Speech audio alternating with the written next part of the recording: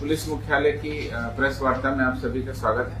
आज दो महत्वपूर्ण विषय हैं जिन पर आपसे वार्ता करेंगे। सबसे पहले emergency response support system ERSS अर्थात डायल 112 की हाल की उपलब्धियों के बारे में आपको बता दें। 6 जुलाई 2022 को डायल 112 सेवा का प्रारंभ हुआ, जिसको कि माननीय मुख्यमंत्री बिहार के द्वारा इसका लोकार्पण किया।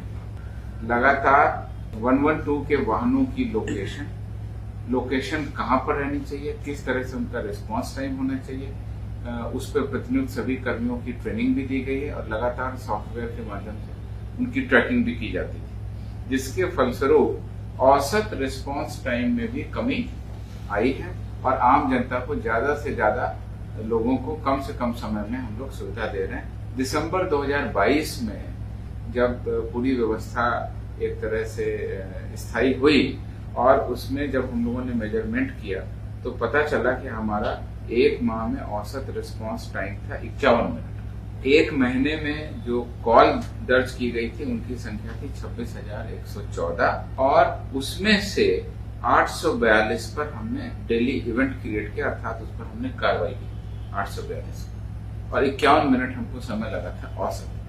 फिर उसके बाद धीरे धीरे हम लोगों ने इसमें सुधार किया, वाहनों की लोकेशन और किस तरह से उसको डिप्लॉय करना, उसके पैटर्न को चेंज किया। तो उसके बाद जुलाई 2023 में ये घट करके हो गया है 21 मिनट 49 सेकंड और इसमें जो एक माह के एक दिन में जो हमारी पंजीकृत कॉल थी वो 3,558 हो गई और कुल पंजीकृत कॉल एक महीने में हो गई है 1,10,324।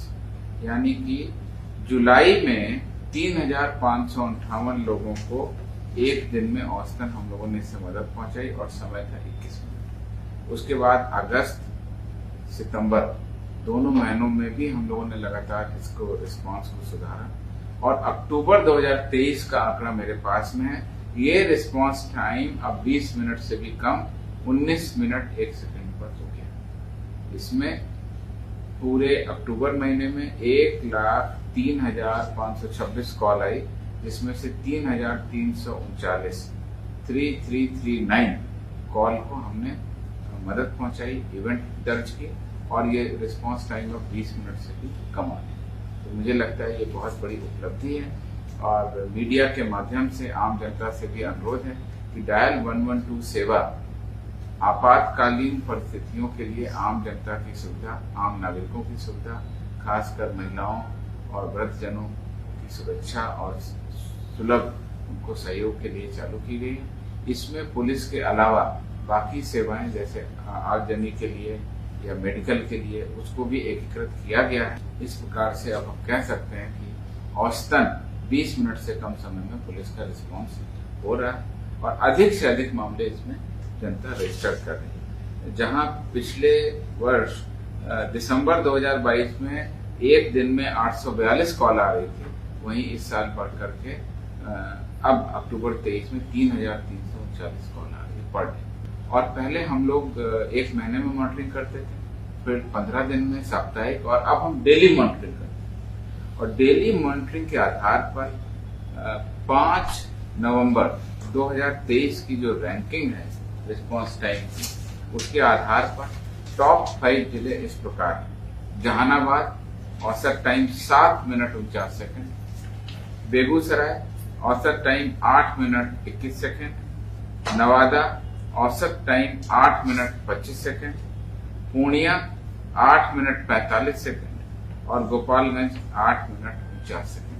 ये टॉप 5 जिले हैं जिसकी 5 नवंबर की रिस्पांस टाइम के आधार पर मॉनिटरिंग, अब हम लोग इसकी डेली मॉनिटरिंग करें और लगातार जहां पर ज्यादा समय लगता है उनको सुधारने का और किन कारणों से वहां कॉल रिसीव नहीं हो रहा है, रिस्पांस नहीं हो रहा है, उनको सुधार करने के लिए, वाहनों को लगातार दुरुस्त रखने के लिए, कर्मियों को लगातार चौकस रखने के लिए निर्देश दिया जाए। जैसा कि आप लोगों को जानकारी है, फेज 2 यानी ERSS परियोजना के द्वितीय चरण हेतु सृजित पदों की संख्या, इसमें कि पुलिस इंस्पेक्टर के करीब 250 पद हैं, पुलिस सब इंस्पेक्टर के करीब 1800 पद हैं और सिपाही के करीब 10,000 पद हैं हवलदार के करीब 3000 पद हैं और चालक सिपाही के भी करीब 2000 से अधिक पद हैं।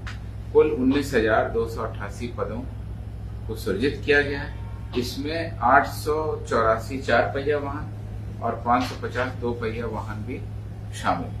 तो इस प्रकार से द्वितीय चरण के भी पूरा होने पर अब आम नागरिकों की सुविधा के लिए ये जो सहूलियत है, हमारी जो सुविधा है, वो ग्रामीण क्षेत्रों में भी उपलब्ध है।